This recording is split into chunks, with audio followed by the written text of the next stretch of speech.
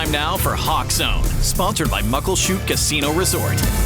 And it was another rough outing for the Seahawks, who have now lost their third game in a row. This time to their division rivals, the San Francisco 49ers, 36-24. Terry Hollimon joins me in the Hawk Zone to break this one down, which is it's just depressing. It is so depressing, especially when you lose to the 49ers, your division rivals. And it's the sad part about it, the super sad part about it is because you have so much faith. You want to beat these guys so bad. But right now, they own us. They own us. They've beat us so many times in a row. I think it's 6 times in a row now that they've beat us. Oh, so. I didn't know that. Yeah, I didn't want to depress anybody any more than they were already depressed. But and the Niners fans were there in like full force. Why was it like a sea of red that I was seeing? Do you think that fed them? That did feed them a little bit. They do have a lot of 49er fans in Seattle now. And I'm going to tell you who I'm going to blame this on.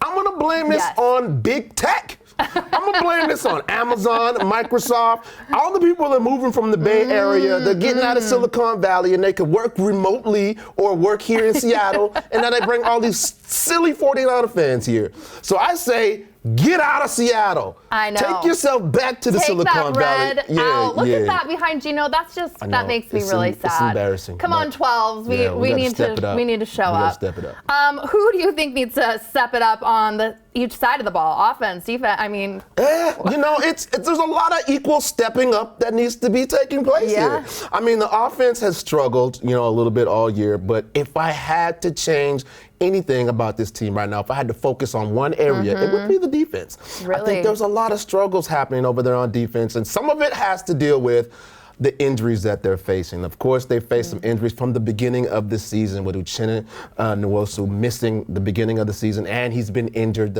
He got injured when he came back, so that's definitely a big blow.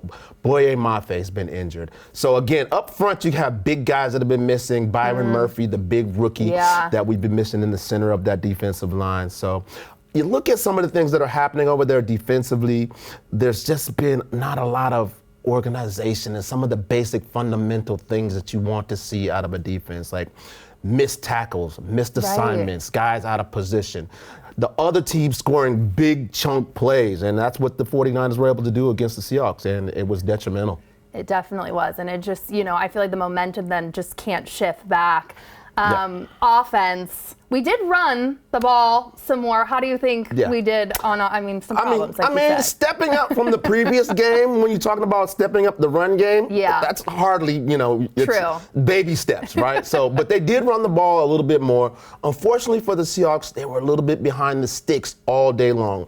So I don't know if it was a combination of the offensive line not being able to open these holes for our running backs, Kenneth Walker Jr. and Zach Charbonnet, or the fact that Kenneth Walker was injured for the majority of the season, and he was dealing with an abdominal issue. And the way that he runs, so herky-jerky kind of style, it's tough when you're coming back off an abdominal injury. So I don't know if it was one or the other, or maybe a combination of both. But he did run the ball for 14 times.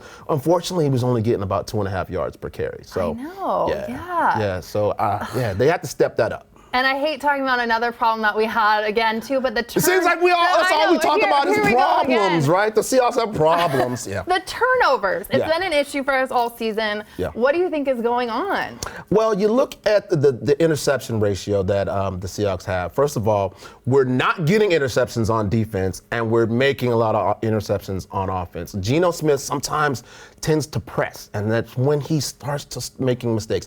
He's generally a good quarterback when he plays within himself, but sometimes he tries to make things happen that aren't there. And so I think that happened a couple times against the 49ers. And when you do that, the other team is able to capitalize on it and score. It puts you like behind the 8 ball. So we need to do a better job when it comes to the turnovers for sure. We need to get dialed in. Do you even have a player of the game this week? I'm afraid to ask, Terry. No, there's no player of the game when you play that terrible.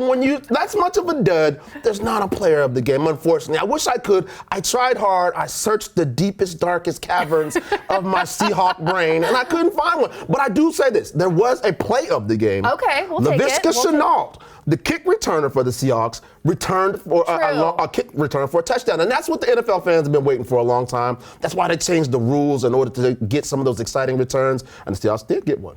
Okay, So, well, yeah, that's we'll one take to grow the on. win. Yeah, That's one to grow check on. there. Yeah. We have 10 days now to prepare for our next game against the Atlanta on Sunday. Yeah.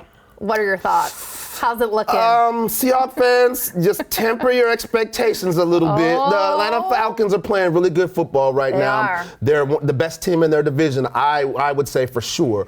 They have a great running attack. They have one of the greatest quarterbacks in the game right now in Kirk Cousins. Got it a couple weeks ago threw for over 500 yards. So defense, you're going to have to get your stuff together this week. Please. Please, just don't embarrass us too much. But again, I'm a Seahawks fan, win, lose, or draw, so we're going in with great expectations. We're going to win this one. I love the positivity, Terry. Yeah. I mean, we have to have hope. If we have nothing else, keep hope alive. Keep hope alive. I turned into Jesse Jackson on the show this morning. Keep hope alive. Terry, I love you so much. And now for some more entertainment, live MMA presented by Excite Fight is back at Muckleshoot. Experience the heart-pounding action Saturday, November 23rd as the Northwest Best Fighters face off live at Muckleshoot Event Center. Get your tickets at muckleshootcasino.com.